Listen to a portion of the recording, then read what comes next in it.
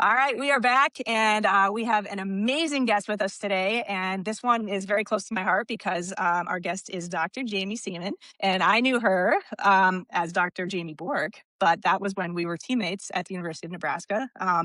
Nearly 20 years ago, which seems insane to say, because I think we both kind of look the same. I think we have an age today, which is Haven't lovely. You have changed an age a today, day, Sheena. a day, yes. So I'm thrilled to have you here, and I know our listeners are going to be so excited to see you here, and we're keeping it as a surprise. So hopefully this is awesome. But yeah, so Jamie and I knew each other way back when, and I've been following her career just because she's done so much. We were talking like, let's start with your OBGYN, like board certified, pretty awesome. The Titan game, some people might recognize you from that. You're a menopause specialist. We've got the ketogenic specialist. You have a TEDx talk that is like incredibly well done. I watch it all the time. I share it with our listeners all the time. I think you just did an amazing job on that. Mom of three, gym owner, full-time doctor, delivering babies. Like you do everything. And it's been so awesome following your career. And I know I missed some things in there, but we'll come back and touch on some of those. So It's welcome, okay. welcome. I'm happy to be here. Awesome. So we obviously wanted to touch on our audience is big into the perimenopause crowd, our menopause crowd. Obviously, that is an area that you excel in, and we kind of wanted to hammer some questions and get your thoughts on a lot of things. So my first question is again, I'm going to hit the personal part here. Like I knew you 20 years ago, amazing athlete. You've done so many cool things. You've always been a proponent for weightlifting. What part of the athlete Jamie still exists today? And like, how do you bring the athlete Jamie into your work as an OBGYN and working with perimenopause and menopause clients? It's like I would say everything and nothing because, years of life give you a lot of experience. And, as a practitioner, years of practice give you a lot of experience treating patients. But although I feel like we were just playing softball a year ago, it has been a long time. And so you and I like are getting into this like time, right, of like perimenopause. Mm-hmm. And we were joking. Hold on. Oh, you have her. We got to bring it out. We got to bring it out. There she is. There she is from 20 years ago. That's Jamie. But, I love it. at the university, I was getting a degree in nutrition, exercise science. I'm on my way to medical school. You would think I had all the knowledge in the entire world to like be this crazy fit doctor and, have all the answers and solutions for every patient. But we are humans. And when I left the University of Nebraska, I was a 2-time lifter of the year. And I literally said to myself, this is so embarrassing to even say this out loud. I was like, I can't wait to get rid of these muscles. I can't wait for my like quads to shrink and I'm going to get skinny for my wedding. And it was like, there's such this dynamic for young girls of just like being feminine, right? Like, and it's hard as an athlete because that's always kind of like a boy's thing. And so there was this weird dynamic for me, like being a weightlifter and just like the body image issues that like come with that, because it's just, like, especially back then, it just like wasn't widely accepted that girls were like strong and muscular. So I go to medical school, I get married, I have 3 kids. I'd really kind of stepped away from weightlifting in general. I was like doing P90X. And then I was doing like some boxing gyms when the girls were little. And I signed up for a couple half marathons thinking that maybe running would get me my body back. And it really wasn't until 2018 that I got back into the gym, which was literally 1 year prior to going on Titan Games, which in retrospect is wild. Oh, wow. Yeah. But, I will say that what has not changed is I think most athletes, understand that there's like a level of discipline and sacrifice and that comes sometimes with achieving awesome things. And I unfortunately think health is one of those. If we take the easy path, it's just like the processed foods, the easy things, skipping the gym or just working out when we feel like it. And unfortunately, just like any financial investment, like if you don't invest in it, you don't invest in it well, and you don't make shifts and you're not monitoring it and you're not tracking it, the results end up just, showing. However, anybody listening right now is feeling, that's like the results of all the choices and decisions that we've had to make over the last 20, 30, 50, whatever old you are. So, I love that. There's definitely things about me that haven't changed, but there really is a lot that has. Now to this day, I'm thankful that I circled back around to, making my health an investment, and it really shifted the way that I parent my kids. It's changed the way that I treat my patients. And it's opened up a lot of opportunities for me, in the world. And I'm forever grateful for the lessons learned, even the tough years. Yeah, no, exactly. We'll give a little background on the trophy there. That was that's awarded to the each sport, right, gets a lifter of the year for the Yep. team. So you won that back-to-back years. I don't know that that's happened since. I We only should won ask, it back to back because Sheena left. I don't know what year I won it, but I mean, I didn't even know it was a thing to win. It was like at the end of the year, they were like, yeah, here's your, I don't even know what we should call her. She is a little bulky, but I'm okay with it. I mean, yeah, Yeah. it was a really cool award to have. And I love that we have that connection. So, um, that's so great. And so I know you had talked about like when you first had your daughters, like one of the things that kind of scared you was pre-diabetic, right? Yeah. And that kind of opened some eyes, especially when you've got little ones that you're supposed to take care of. And I mean, I imagine being pre-diabetic, you probably weren't feeling great. Talk about your approach to nutrition with that and how that kind of set you up for where you are now too. Well, when I left the university, I had a degree in nutrition. I mean, I'm sitting with people who work as registered dietitians, right? And so, but what was really like emblazoned into my head was just like control calories, control energy. So when I was in medical school and I was pregnant with my girls, every time I needed to get, like 10 pounds off, I was like keeping a little notebook. I mean, I was counting goldfish crackers. I talk about this in my book. I Hmm. mean, I was just trying to equate for the calories, but the results just like I didn't feel well. And in Hmm. my pregnancies, I ended up failing my glucose testing. After my third daughter was born, was diagnosed with pre-diabetes. I was on thyroid meds because I had hypothyroidism. And I'm Hmm. sitting there like as a doctor going like, what the heck? My Yeah. parents and my grandparents are both normal BMI diabetics. So I definitely have this like genetic Hmm. propensity to insulin resistance. But listen, right now, that is not an excuse. I don't care if you have a cancer gene or a diabetes gene or whatever it is, it's not your destiny. These are genes are like light switches. So essentially for Hmm. me, it was like, how do I turn the light switch off and keep it off? Yeah. So that's what actually sent me kind of down this road of like the ketogenic diet. I was like, okay, well, this makes sense. If I just take Hmm. away the carbohydrates and lower the insulin, it should get better, right? And it did for some time. It was probably the easiest, diet that I had attempted, and I started to feel better really quickly. And it's actually incredible when we think about nutritional and dietary interventions. The shifts that we see in glucose and insulin in the microbiome and the gut microbiome, these are Hmm. shifts that happen within 7 days of doing something consistently. So, what's really cool about nutrition is because we do it multiple times per day, we can actually make a change pretty Hmm. quickly. Even though we Hmm. think about if somebody has 100 pounds to lose, I mean, that's certainly not happening overnight. That's going to be a multi month and multi year process. But when we think about just changing like the nutrient density of our foods, we can start to feel better pretty quickly. So I started Okay. with kind of low carb ketogenic approach, and my husband actually did it with me. Even though he wasn't pre-diabetic, he actually got his migraines to go away, his seasonal allergies went away, and Thing. that's because there's some very unique property of ketone bodies, and we can certainly dive into that. But it wasn't until several years later that I was like, okay, I'm missing the exercise component. Like I've got to Uh-huh. get back into the gym because what I have realized now is that when I was in medicine, we just talk about how fat people are and we talk about how there's this like obesity epidemic.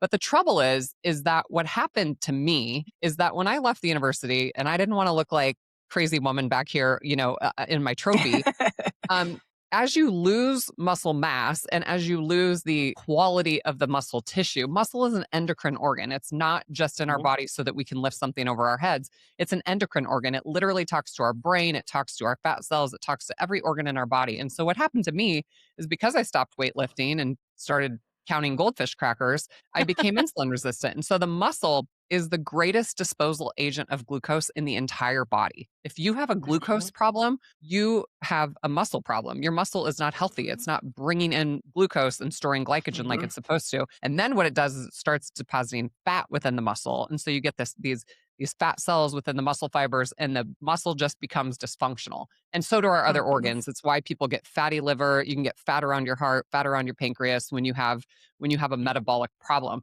And so thankfully for me, I was able to completely reverse my metabolic disease. My hemoglobin A1C right now is about 4.9 to 5.0. Wow, My that's fasting great. insulin is very low. I'm as strong as I've ever been in the gym. I'm not on thyroid meds. Um, I just think that what we have done in medicine is we have just done this band-aid approach of like, okay, Mhm. you have a thyroid problem, here's your prescription.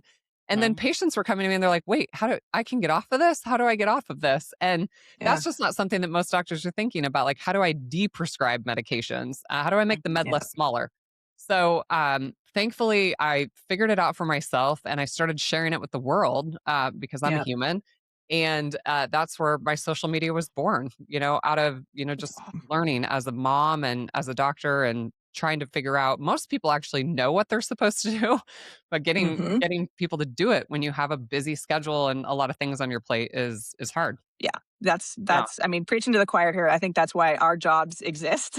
I mean, I mean, I don't think that many people are, your clients or your clients, your patients are obviously very lucky to have you because you've got that knowledge and you're willing to share it with them.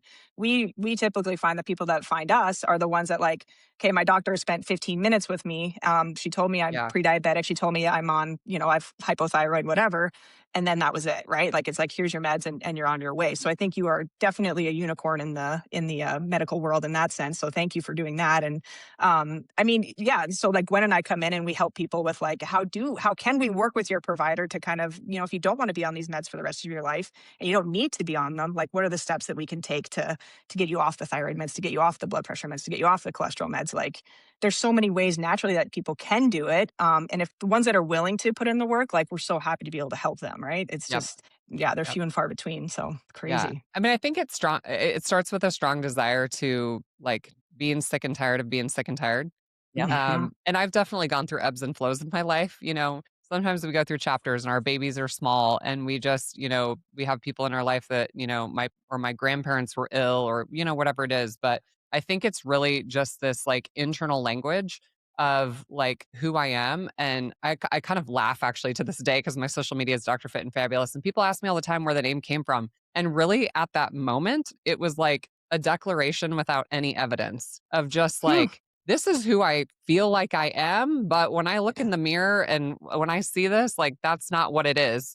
And I think it's important because I think that that internal language is really what drives all of our actions, and the actions create the outcomes. And so I think it really starts with this internal language of like, I'm sick and tired of being sick and tired, and I want to like do Hmm. something about it. Because Yeah. when you don't, when you just don't show up to the gym and you just go through the drive through, it's because you believe that you were just destined to be sick and Yep. unhealthy. And unfortunately, it's like it's a feedback loop. And the human Totally. brain is designed to not want to do hard things because that basically is a threat to our survival. Even though that makes no sense at all, that's how our Right. brain works. Yeah. Yeah, it's that So identity creation, right? You created the identity of Dr. Fit and Fabulous. And even though you weren't there right then, you are now. Like, absolutely, right? Like, you just took the steps in order to become that person. I know Yeah. Gwen's probably like dying because she's like, that's like what we try. That's the first yeah. step we try to Yeah. create with people is like, who do you want to be? And like, how do we create those interim steps to get you to be that person that you It's the want to be? golden nugget. And most people could tell you exactly what they're supposed to eat or how often they're supposed to Mhm. work out or Yeah. whatever. But it's just like, and I think for women in particular, we've brought up this idea of perimenopause. We go through kind of like our young women girl years, and then we go through our mom years, and then we get into this like all of a sudden your kids are like going to high school and you're in perimenopause and like then menopause. And so it's like these chapters kind of keep coming at you. And through each of them, we're obviously like redefining ourselves and learning. But I think like deep down, back to your original question, Sheena, like what's here today from, Jamie 20 years ago? We've always been this person, Mm. and we can have different versions of it. But for me, it was just like coming back to like who I really was. Mhm. Mhm. I Fantastic. love that. Jamie, so I have a question. When you have patients coming in and let's say they have been kind of cardio bunnies and Mm. tried to, count their goldfish, they're counting calories, they're insulin resistant. Are you prescribing a ketogenic diet or a low carb diet? And are you also trying to get them to strength train? Is that a conversation you have in the exam room? Yeah. So what I ask patients is, are you exercising? And a lot of Mm. times the answer is yes. And then I say, okay, what do you like to do? Mhm. And a lot of times the response will be like, oh, I'm walking. Yeah. And I'm like, okay, well, Same. walking is necessary to live, but that's not exercise. And then, you'll have people that are like, yes, I'm doing, rowing or elliptical or, whatever it is. And Mhm. all movement is good movement. But Mhm. unfortunately, when you want to move the needle metabolically, you want to move the needle on body composition changes, weightlifting and resistance training is where it's at. So, cardio is great from an aerobic perspective, VO2 Mhm. max, cardiovascular health, it's good. But when it comes to, really changing how much lean tissue we have, the treadmill's not going to do it. Like it's just not. Mhm. And resistance training happens to be the only non pharmacological intervention that I have in my toolbox that has been shown to consistently delay age-related declines in skeletal muscle mass, strength, and power. So it just you just literally cannot do it on a treadmill, elliptical, rower, whatever it is, and you can't do it walking. So usually where I start Even with with a weight patients is like, vest? what are you currently doing? What are you willing to, try? Because I do have some patients who are like, listen, I'm not going to lift a weight. And if that's the case, then we really have to focus on nutrition. And maybe it is, a low carb or ketogenic approach. There's multiple tools. At the end of the day, I will somehow convince them and brainwash them because I think most people, when they hear weightlifting, they think about a 400-pound barbell on their back. That's like what they're picturing. But there are Yes. studies, especially in like the older menopause population. There's a study, it was women 65 and older using resistance bands, and it was like an 8-week program. Just using resistance bands, they had improvements in gait speed, in stability, metabolic parameters improved. So I think what people imagine in their mind, the amount of work required to see benefit is actually much smaller. Yeah. And that's the trouble sometimes with social media, right? Like you see the bodybuilders, you see the CrossFitters, you see and you don't identify with that. You're like, I won't be that. I can't be that. And so I think it's just starting small. What are you willing to try? What are you willing to try consistently? And then decide kind of which one we're going to focus on first, because they cannot focus on multiple things at once. It's like you can't do like this and this and this and take this supplement. It's too overwhelming. So we try to habit stack. We try to, start small and go from there. But that's the truth, is weightlifting is so much more beneficial than people realize. Yeah. It's almost like if you change the language, right? Like if you're like, well, what are you doing to get toned, right? Like then women's aren't like, then they start to peak up and they're like, oh, like to tone. I mean, I'll have people like, I'll program for them. Like if you don't want to lift a weight yet, like we're doing resistance bands. We're doing like even Pilates type things where it's like they're forcing their body. We're just looking for an adaptation, right? Like push-ups. Like if you can't do a push-up, like, and I get you to 10, your resistance training, like your body can also be resistance. And so like you said, like the habit stacking of like starting them small. And then all of a sudden I'm like, okay, just grab the 5-pound weight and like, let's hold it in a side plank. And then all of a sudden they're holding a 10-pound weight. And it's like, so like you, I'm like, I will eventually convince them to get in there. And then they start feeling better and looking better. And it's like, that's it. But it can be a really tough hurdle to get started. Yeah. And some women are weightlifting. The unfortunate part is like most people don't understand the stimulus that is needed.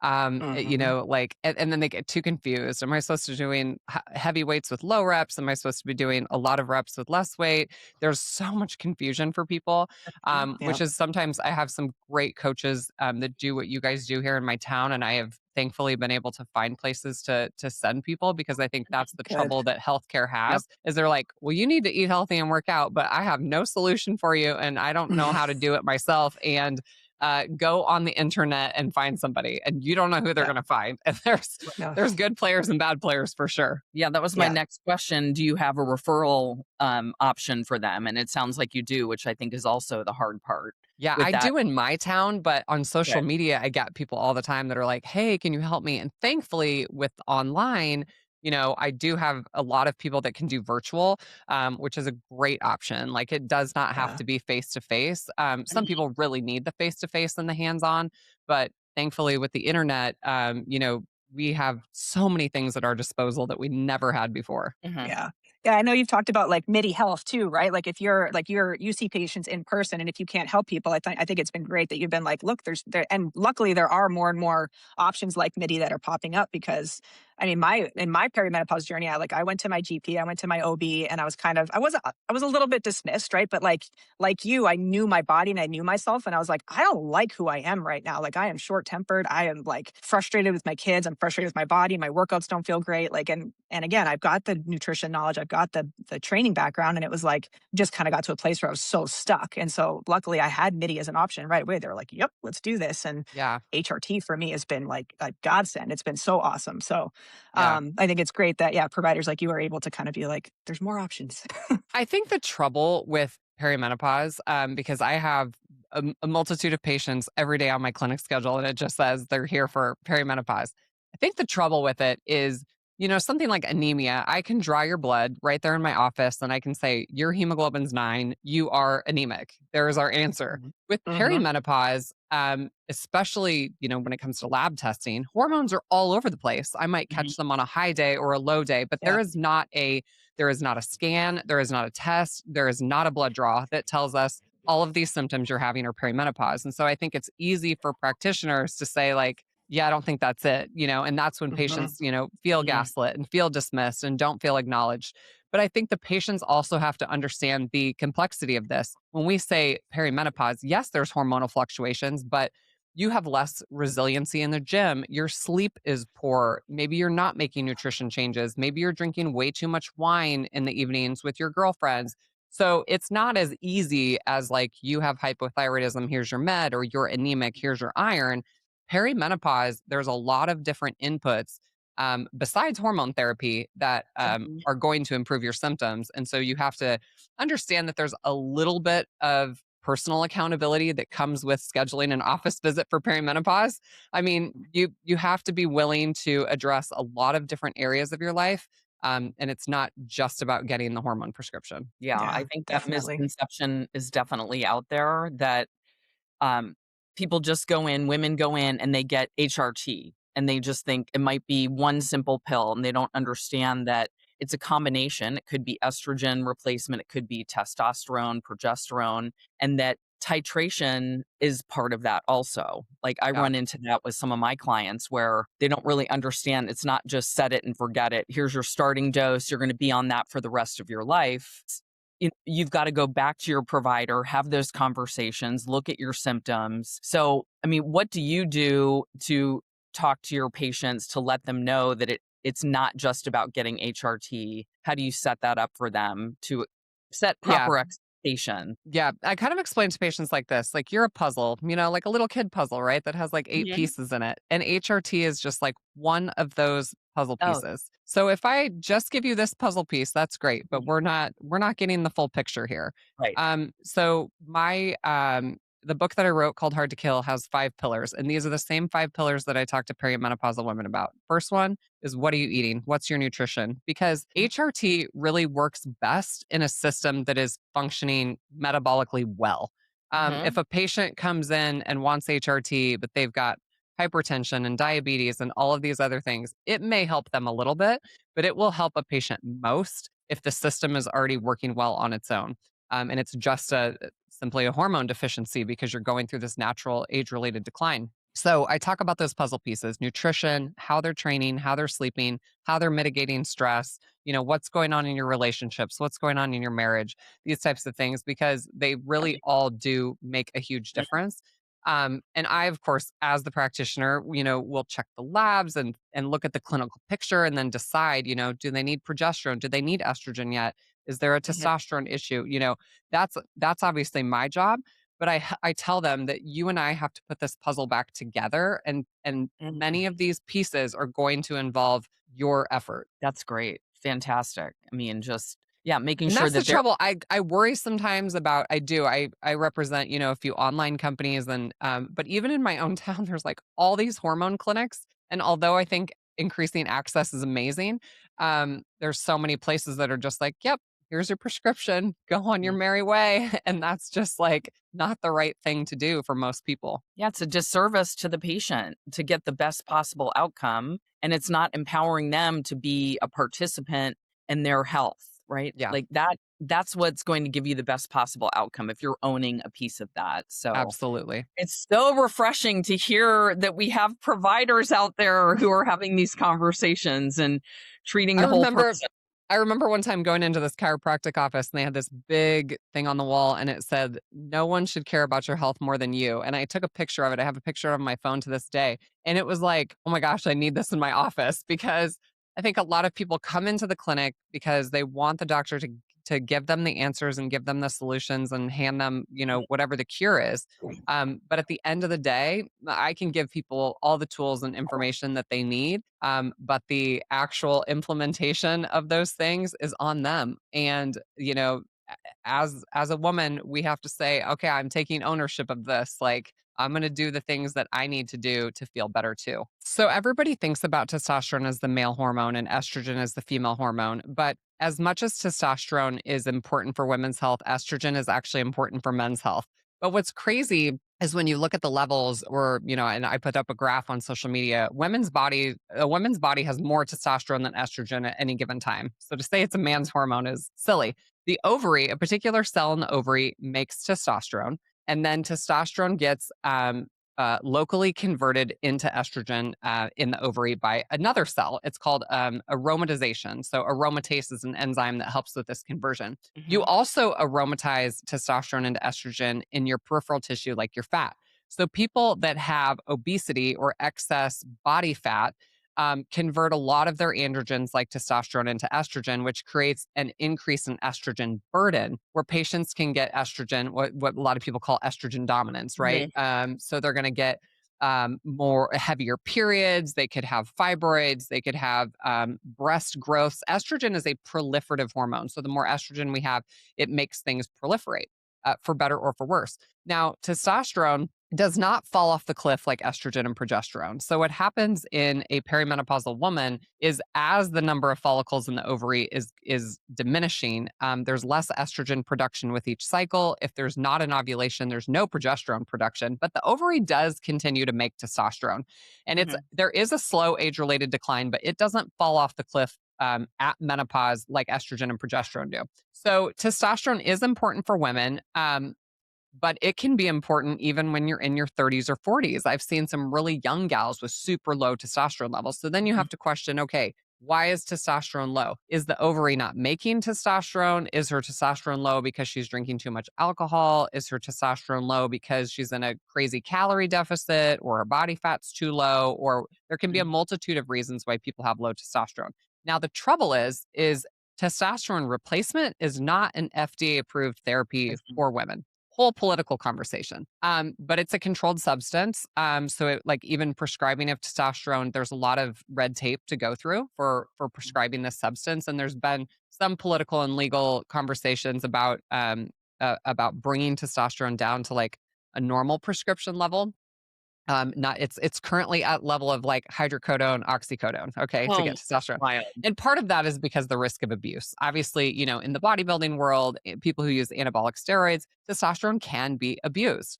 And it can be abused by both men and women. And so that's why there's so much regulation around prescribing of it. Because it's not an FDA approved therapy, patients have to pay cash for it. So that can be another hurdle for patients is, how can we get it? How can we make it affordable?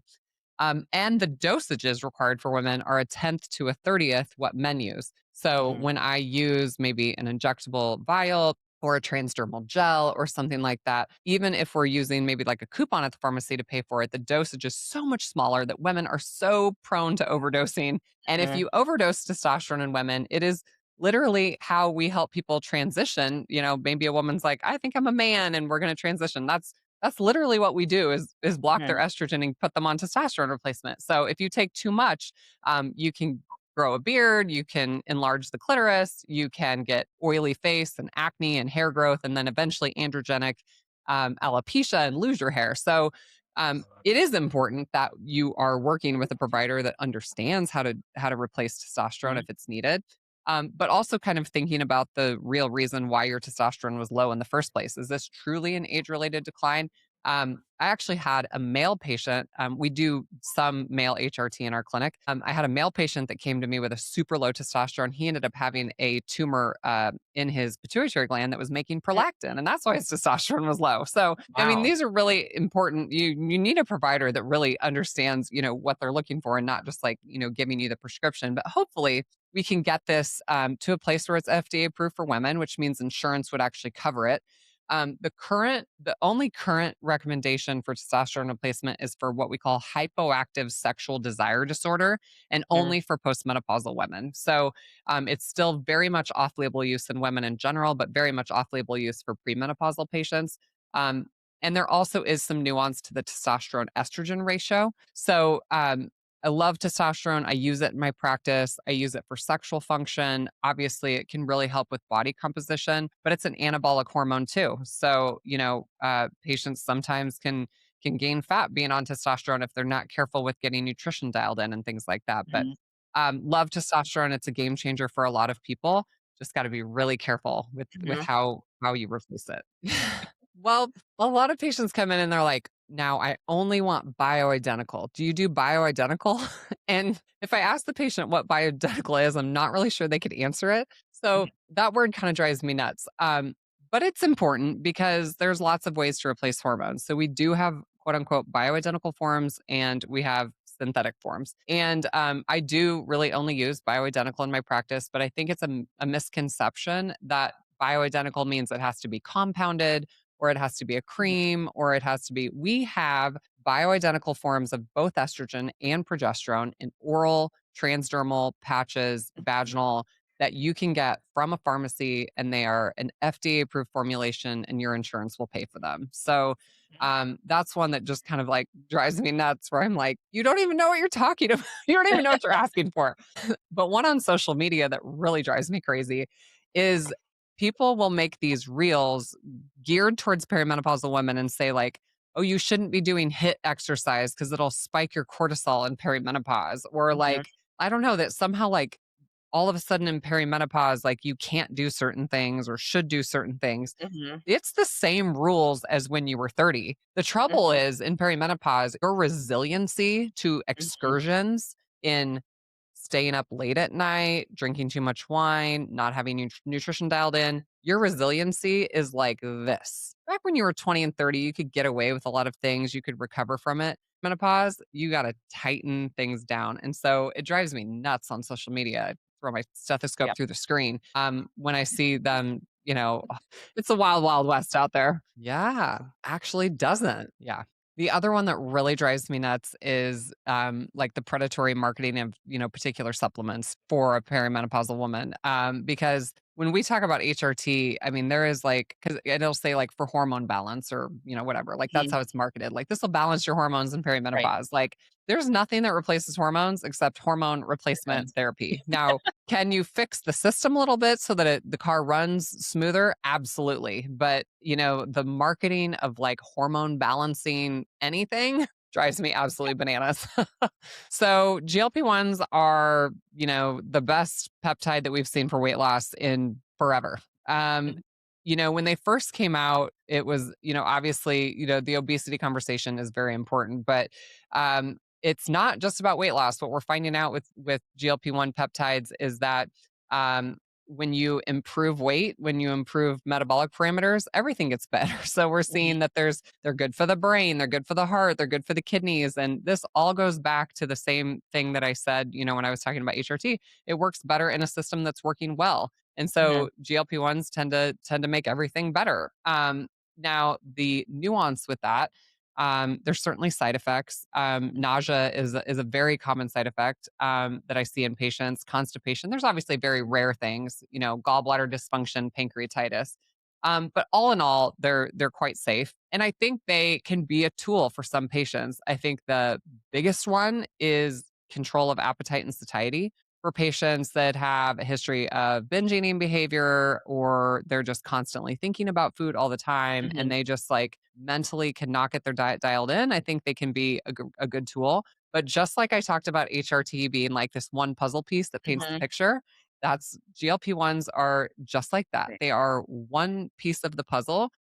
Originally there was a lot of concern in the data with lean mass loss, and that was certainly a huge one for me as well. But what we've actually found out, and I've actually personally found this out because I've eaten a ketogenic diet before, is that when you if I do a DEXA scan on myself in a year where I'm eating carbohydrates, the DEXA will say one thing. And then if I'm low carb or ketogenic, it will show that I've lost lean mass. And I was like, this makes no sense. What's Mhm. actually happening is when you lower muscle glycogen, when you lower glycogen storage in the muscle and in the liver, those organs literally shrink. Yeah. And so what we're seeing actually with GLP-1s is they've gone back and looked through some of the data is what we initially thought was a lot of lean tissue loss, which happens with any diet, with any calorie restricted diet Mhm. where you lose weight. you are naturally going to lose a little bit of lean tissue. With weightlifting and high protein, you can preserve a lot of it, but there's always going to be a little bit of lean tissue loss.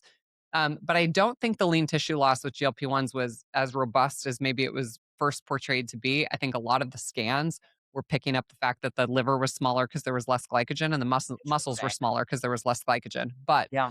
with that being said, I still tell patients that if I take 50 pounds of weight off of you and it's not 50 pounds of fat, it's 40 pounds of fat and 10 pounds of lean tissue, there is going to come a point in time where you and I are going to change our goals that, okay, now we've got to get you as strong as possible and get this lean tissue as healthy as possible. But those things can happen at the same time. And I have obviously, always encourage it, doing weightlifting, eating right.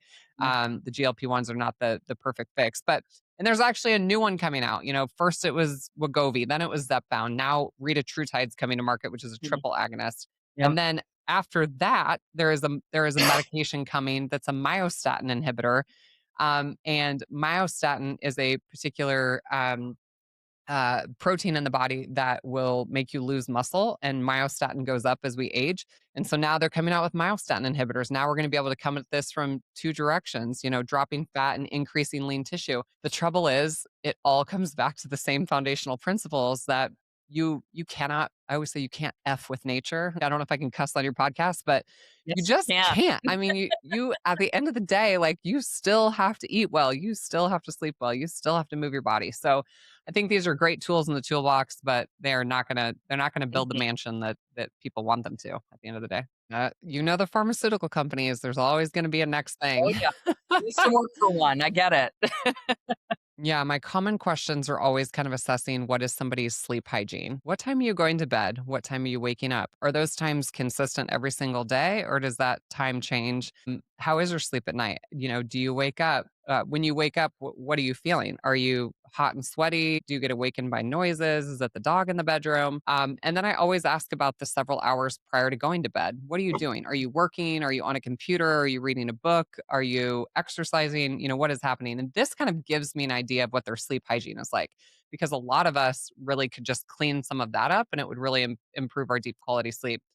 The most quality sleep that we get is really between the 10 p.m. and 2 a.m. hour. So that's when we go into our really deep stages of sleep. If anybody has worn like an aura or a whoop or something like that, you're going to see those deep stages in that first 4 hour window. Then we start to go into these lighter stages of sleep and REM sleep. And they are important too, as well.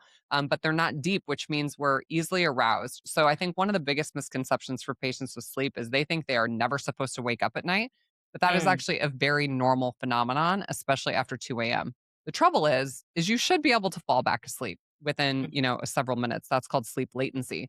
And the trouble is when women get into perimenopause and they start having these awakenings, they start to really get in their head about it. Oh my God, I'm never gonna be able, oh my alarm's supposed to go off in 3 hours. I'm like, and the trouble is like I tell patients, don't look at your phone, don't look at the clock. If you wake up, roll Mhm. back over, do some breath work. Close. There's actually some techniques you can do with your eyes too that kind of help you get into a parasympathetic state. But um, sometimes we have to retrain bad habits that have been created around sleep.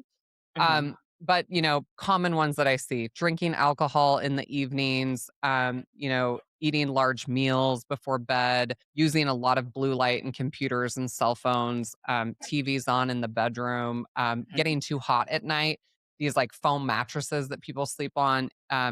When we lay down at night, our body is supposed to cool down. So think about like the sun going down and the moon coming up. It gets cold outside, right? People Mhm. open their windows at night, it gets cold. That is supposed to help us fall asleep. So we actually have to drop our core body temperature to get into those deep states of sleep. So maybe like the pajamas are too heavy, the bedding's too heavy, their husband's too hot and sweaty close to them, or their dog's next to them, or whatever.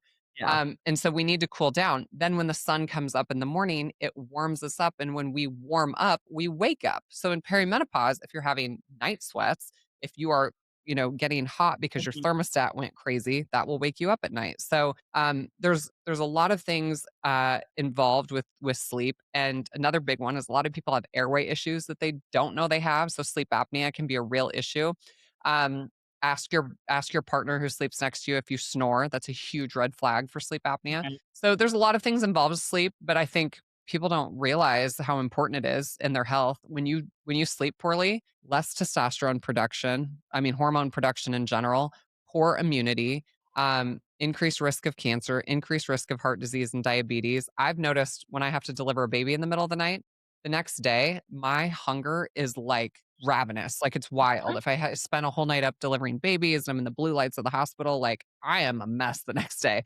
Yeah. So I can definitely attest to that personally. So I really try to, clean up their sleep hygiene. I love magnesium. I love progesterone for sleep. There's a lot of things that I use before we have to send them to the sleep clinic or use sleep aids or, because Mhm. those things are just like a hammer over the head. They don't usually fix the issue long term. No, I was going to say I never had problems with sleep even through, because I have gone through menopause, but in the last 8 months, I started waking up really early and I did cognitive behavioral therapy for insomnia. I followed Yeah. an and it was tremendous. It took about 6 weeks for me to reset, and it's AI generated, so it gives you prompts on when to go to bed, and it's really trying to reset your circadian rhythm, and I found that to be a really nice behavioral tool, and I've recommended it to some clients.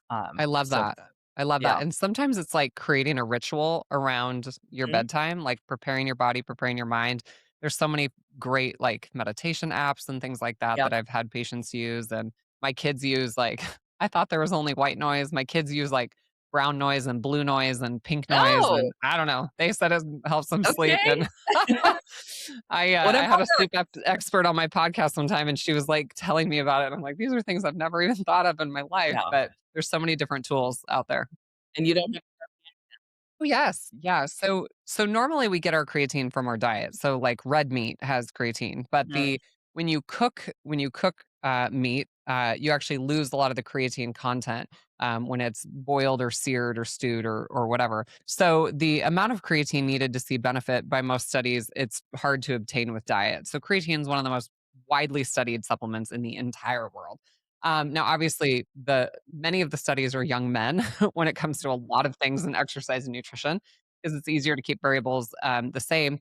But kids do benefit from creatine. I mean, I think kids getting the vast majority of their nutrition from their food. Most kids don't need supplementation. But creatine is safe. Um, it doesn't need to be some fancy variety. You'll see lots of reels about, creatine monohydrate versus different forms. But I love creatine for young athletes. If you got a middle school, high school age kid, I don't think kids younger than that are really going to benefit from it. But what creatine does is essentially saturates the muscle, helps with ATP and energy production. So it allows your energy output to be better. It's not a Mhm. steroid. I see so many even physician female moms. I'm in this like physician mom group. They're like, my son had this tub of white powder and he was like taking this create, and these are doctors. And they were like, is he on drugs? What is he doing? I'm like, oh my God. The only thing you do need to know though is if you take creatine, you need to tell your doctor you take creatine, because when they check a test called a creatinine, which is a marker of kidney function, one of the metabolites of creatine is creatinine. And so it can artificially look like a patient Mm, has poor kidney function. So tell your okay. doctor if you're taking creatine. Yeah. Yes. Yeah, I know. I know. And I think the more interesting research on creatine has been on the brain. For if you have a kid that has like a concussion, takes a ball to the head or something like that, ketones and creatine can be incredibly helpful for protecting the brain. And the dosage of creatine needed for brain health is 20 grams a day. So mostly we're prescribing, 3 to 5 grams of creatine for just like your regular gym goer. But once the muscle gets saturated, then the creatine spills over into the brain. And so we're talking like 4 to 5 scoops of creatine a day. It's a lot. So but for the perimenopausal population, if they're complaining of like brain fog, I was on this Zoom and my brain was just like not firing at the Mhm. pace that I felt like it should. I love creatine in those situations. Yeah, do you prescribe higher than that 3 to 5? Do you go up to Yeah, 10 it's or 20 or 20 grams a day, but I have them okay, go slow. So I'm like, hey, if you're yeah. taking 5, let's go to 10. Let's see how you're tolerating it. Because obviously some people can get some GI distress with higher Mhm, doses of creatine, but they can also divide it up. You could do like 10 in the morning and 10 at night. mhm, Yeah, it is a higher dose of creatine for brain mhm, health. But what happens is when estrogen starts to intermittently be low, there's about a 30% reduction in brain energy. So that's why people feel Mm, those cognitive impacts in perimenopause and in menopause. And now the brain starts to circumvent that. How do I find a different energy source? Maybe it's ketones, maybe there's other ways. And what happens after menopause is the estrogen receptors start to become more sensitive. So they actually can work more efficiently with less estrogen in the system. So the brain has ways to try to circumvent that, but there's a lowering of brain energy in perimenopause and menopause. all right. Creatine for the win. Creatine. Yeah. Yeah, yeah. Oh my gosh, my toughest endeavor. Well, I did a bodybuilding competition last year, and I will say that that is an extreme sport. Because it's like it's not just like performing for the game. Like the performance is for like 6 to 8 months.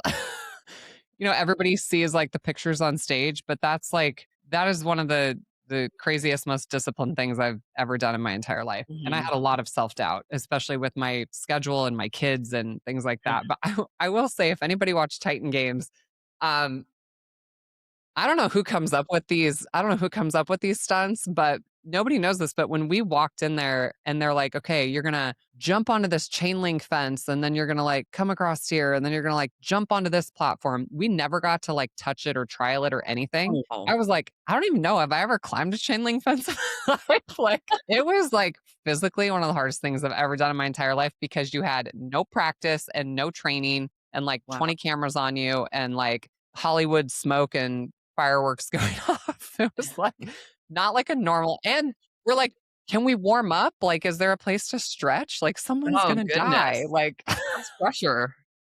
I have some crazy pictures from, like, some of the competitors. I mean, people were, like, losing chunks of their palms of their hands, and Oh, I tore my tricep, on the show. I mean, there was, like, a bicep tear, a hamstring tear. It was crazy. It was would do it again, though. Gosh, I don't know. I kinda joke that I'm just training for life. Like, I'm training to, like, be able to run up the stairs and pull a baby out with forceps or, really there you keep up with go. my kids. It's like I don't bench press to, like, be better at bench press. Like, I don't really have aspirations to, like, compete in Olympic lifting or to do CrossFit or people have been trying to talk me into, like, a high rocks competition now. I do love competing. It's wearing on me. I've run into a lot of people that have done it, so I've been thinking about it. I always think it's good to have something like that to, like, Mhm. be working towards, but currently my 3 daughters are 11, 13, and 15. My oldest is starting high school, and I'm really just trying to be a present mom, Aw, because, like, they're gonna be out of my house in 8 years, which is just crazy. So and I think being a teenage girl, like, this is, like, one of the most influential periods in their entire life. So yes. I've got the 50-mile march coming up in August, which is an organization I'm involved in raising money for homeless vets. And I will tell you, walking 50 miles on asphalt is not as easy as it sounds. Yeah, It's actually quite terrible. But I do that every August. So this will be my 7th year doing that. And then we'll see, we'll see where the wind yeah. takes me after that. Yeah. Yeah, it is. So Just trying to raise good humans. there you go. Jamie, where can people find you, Dr. Fit and Fabulous? Yeah, I'm most active on Instagram, at Okay, Dr. Fit and Fabulous. I've got Facebook, we've got YouTube, I've got a podcast, I wrote a book, I've got a website, all the things. But it's fun to have these opportunities to connect with people all over the world. And thank you, ladies, for doing what you're doing and getting the good information out there. thank you. Thank you. And if people want to go share the TED Talk, it was one of the top 10 health TED Talks of 2025, and it's 8 minutes long. And share it with like every woman in your life, especially the young ones. Amazing. We'll link Perfect. it. I love it. Thank you. Thank you.